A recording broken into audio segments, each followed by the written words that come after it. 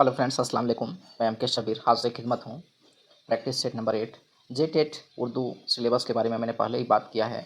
आप सबको बताया है कि जेटेट अगर लेवल 1, 1 to 5 की बात करें तो इंटरमीडिएट का जो सिलेबस है जेएससी के द्वारा वो आपका रहेगा।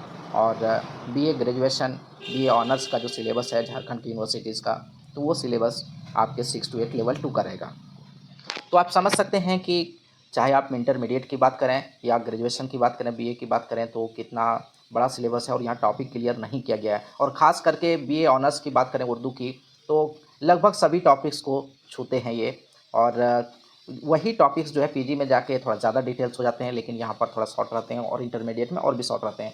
तो मिला जुला के ये बात कह सकते हैं कि आप काफ़ी लंबा सिलेबस है और एक दूसरे से मैच भी करते हैं, इसलिए आप 1 to 5 और 6 to 8 दोनों के लिए जो है ये वीडियो बहुत ही यूज़फुल है। और बिना किसी देरी के आइए प्रैक्टिस सेट नंबर 8 बहुत ही मियारी क्वेश्चंस के सेट्स को लेकर मैं आप सबके हाज़िर खिदमत रहता हूं। और आज का जो हमारा टॉपिक है ज़बान, बोली और रस्मुल ख़त, इससे रिलेटेड क्वेश्चंस हम लोग यहाँ देखेंगे।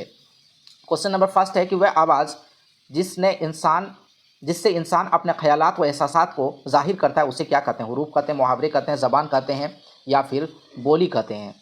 वह आवाज़ जिस आवाज़ के ज़रिए इंसान अपने ख़यालात को, एहसासात को ज़ाहिर करता है उसे क्या कहते हैं? ज़बान, मतलब भाषा, लैंग्वेज। इसी के ज़रिए जो है इंसान अपने ख़यालात को, एहसासात को, मतलब विचार और भाव को प्रकट करता है। नेक्स्ट आइए, जो आवाज़ इंसान के मुंह से निकलती है वह क्या होती है? बेमानी होती है, महमल होती है, मानीदार होती है या अल्फाज होती है? तो जो आवाज़ें इंसान के मुंह से निकलती है वह क्या होती है? अगर बात करें कि इंसान के मुंह से जो निकलती है तो मानीदार भी हो सकती है, बेमानी भी हो सकती है, लेकिन वो अल्फाज ज़रूर होती है। तो ऑप्शन यहाँ पर डी आपका करेक्ट आंसर है, अल्फाज। नेक्स्ट, ज़बान की खास सूरतें कितनी हैं? 4 हैं, 3 हैं, 5 है या 2 है? तो ज़बान की खास सूरतें वो आपका 2 है, तहरीरी और तकरीरी। तो ज़बान की खास, एक लिखित और एक मौखिक। तो खास सूरतें कितनी हो गई? 2 हो गई। नेक्स्ट, तकरीरी ज़बान का ताल्लुक़ तहरीर से है, तकरीर से या बातचीत से है, या तकरीर व तहरीर से है या अदब से है? कहता है तकरीरी ज़बान का ताल्लुक़ किससे है? तो तकरीर मतलब बोलकर, तो तकरीरी ज़बान का ताल्लुक़ तकरीर से है और बातचीत से है। ऑप्शन बी करेक्ट आंसर है।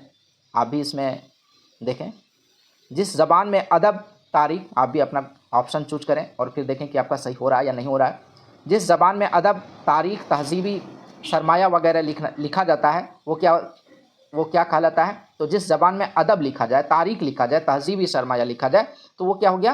तहरीरी ज़बान हो गया। सिंपल सी बात है, ऑप्शन ए करेक्ट आंसर है। नेक्स्ट, दुनिया के तमाम काम जिस ज़बान में किए जाते हैं वो मलफूज़ी होते हैं, तकरीरी होते हैं, अलामती होते हैं या तहरीरी होते हैं? तो दुनिया के तमाम काम अगर देखें तो जितना भी ऑफिशियल वर्क्स है तो वो सारा किस में किया जाता है? तहरीरी, लिखित रूप में। तो ऑप्शन डी करेक्ट आंसर है। दर्ज झेल में किसकी ज़्यादा अहमियत है? बोली की या तकरीरी ज़बान की या तहरीरी ज़बान की या झेली ज़बान की? तो सबसे ज़्यादा अहमियत अगर देखा जाए तो तहरीरी ज़बान की है। और तहरीरी ज़बान ही जो है वो ग्रामेटिकल होती है, ग्रामर की ज़बान है, कवायद की ज़बान है। अवधी, खड़ी बोली, कन्नौजी, ब्रज भाषा वगैरह क्या है? ज़बानें हैं, झेली ज़बानें हैं या बोलियां हैं या फ़िरके हैं? तो ये तो अवधी की बात करें या फिर खड़ी बोली, कन्नौजी, ये झेली ज़बानें हैं। ऑप्शन बी यहाँ पर राइट आंसर होता है। नेक्स्ट, हिंदी, संस्कृत, नेपाली वगैरह का रस्मुल ख़त क्या है? नस्तालिक या रोमन या हिंदवी या देवनागरी? तो हिंदी का और संस्कृत का आपको ज़रूर ही मालूम होगा कि देवनागरी है, और नेपाली का भी जान लीजिए कि हिंदी भी, संस्कृत भी और नेपाली भी, इन तीनों का जो रस्मुल ख़त है, स्क्रिप्ट है, वो क्या है? देवनागरी है। आप किसी भी चीज़ का अगर एग्ज़ाम दिए होंगे तो उसमें आपको रस्मुल ख़त, स्क्रिप्ट लिखने के लिए बोला जाता होगा कि स्क्रिप्ट आप क्या यूज करेंगे। तो अगर आप उर्दू का पेपर दे रहे हैं तो उसके लिए आप स्क्रिप्ट लिखते हैं फारसी। इसी तरह हिंदी का अगर आप दे रहे हैं तो आप लिखते हैं उसके लिए स्क्रिप्ट देवनागरी। अगर इंग्लिश का अगर आप पेपर लिख रहे हैं तो उसके लिए आप क्या लिखते हैं? रोमन लिखते हैं। तो अंग्रेज़ी के लिए रस्मुल ख़त क्या होता है? रोमन होता है, ये भी जान लीजिए। नेक्स्ट, अगर बात करें कि अंग्रेज़ी किस रस्मुल ख़त में लिखी जाती है, तो ये बात मैंने क्लियर कर ही दिया कि रोमन में लिखी जाती है। नेक्स्ट, उर्दू और फ़ारसी का रस्मुल ख़त क्या है? उर्दू और फ़ारसी का रस्मुल ख़त रोमन है या फ़ारसी या नस्तालिक है या हिंदी है या देवनागरी है? तो फ़ारसी या नस्तालिक कहा जाता है उर्दू के और फारसी के रस्मुल खत को, स्क्रिप्ट को। ऑप्शन बी करेक्ट आंसर है, याद रखेंगे अच्छी तरह से। देवनागरी और रोमन रस्मुल खत कैसे लिखे जाते हैं? दाएं से बाएं। देवनागरी हिंदी जो लिखते हैं आप, रोमन और इंग्लिश जो लिखते हैं, तो इसको कैसे लिखते हैं आप? दाएं से बाएं, ऊपर से नीचे, नीचे से ऊपर, या बाएं से दाएं? तो इसको आप लिखते हैं बाएं से दाएं, लेफ्ट साइड से शुरू करते हुए राइट साइड की तरफ आप जाते हैं। नेक्स्ट बात करें, फारसी, उर्दू, अरबी रस्मुल खत की तहरीर चलती है किधर से? दाएं से बाएं या ऊपर से नीचे, नीचे से ऊपर? तो ये भी आपको बिल्कुल मालूम है कि ये रस्मुल खत दाएं से राइट साइड से शुरू होता है, लेफ्ट की तरफ जाती है, तो ये दाएं से बाएं की तरफ। नेक्स्ट क्वेश्चन, दर्स व तदरीस में ज़बान की कौन सी सूरत को ज़्यादा अहमियत हासिल है?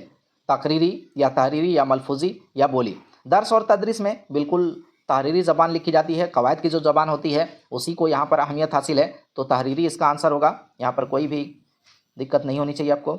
और नेक्स्ट है कि हर्फ, लफ्ज़, फ़करा, जुमला वगैरह का बयान किसके तहत आता है? लफ्ज़ के तहत या रस्मुल खत या कवायद या बोली? तो हर्फ की बात करें, लफ्ज़ की बात करें, फ़करा, जुमला वगैरह जितना भी बयान है ये किसके तहत आता है? कवायद, ग्रामर के अंदर आता है। ये सारी चीज़ें हम लोग ग्रामर में पढ़ते हैं, उर्दू के लिए हम लोग उर्दू कवायद में पढ़ते हैं। तो फ्रेंड्स, ये आपका ज़बान, बोली और रस्मुल खत से रिलेटेड एक छोटा सा सेट था, लेकिन बहुत ही इंपॉर्टेंट सारे क्वेश्चंस मैं शामिल कर रहा हूँ आप सबके लिए। जो प्रैक्टिस सेट ला रहा हूँ, बहुत इंपॉर्टेंट क्वेश्चंस, और एक बार दो बार ज़रूर इस वीडियो को देख लें अगर आप जेटेट के लिए एग्ज़ाम दे रहे हैं उर्दू के लिए। तो फ्रेंड्स, नेक्स्ट वीडियो के साथ फिर हाल से खिदमत रहता हूँ। अल्लाह हाफिज़।